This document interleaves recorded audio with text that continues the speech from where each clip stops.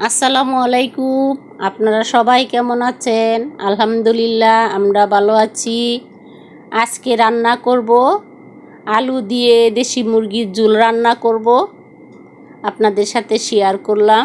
এখানে আদা রসুন পেঁয়াজ বাটা দিয়ে দিয়েছি। আজকে আস্তা পেঁয়াজ দিই নাই, আস্তা গরম মশলা দিই নাই, দিয়েছি গুঁড়া গরম মশলা দিয়ে মশলাটা ভালোভাবে কষিয়ে এখন দিয়ে দিব হলুদ মরিচ ধনিয়ার গুঁড়া লবণ দিয়ে ভালোভাবে মশলাটা কষিয়ে নিব তৈলের মধ্যে। আমি এখানে পানি দেই নাই, শুধু তৈলের মধ্যে মশলাটা কষিয়েছি। এখন দিয়ে দিব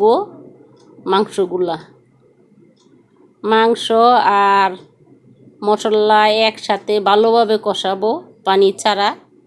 দিয়ে দিয়েছি কাঁচামরিচ তেজপাতা দিয়ে সব একসাথে ভালোভাবে কষিয়ে নেব।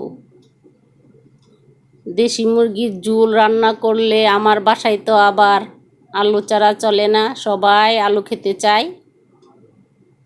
এর জন্য আমাদের ঘরে আলু একটু মাংসতে বেশি দিতে হয়। আমি আলুটা আগে হলুদ আর লবণ দিয়ে কষে ভেজে রেখেছিলাম।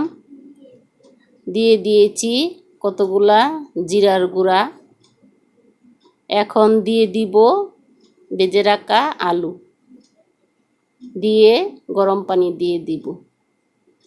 সবাই ভালো থাকবেন, সুস্থ থাকবেন, সবাই আমার পাশে থাকবেন। আল্লাহ হাফেজ।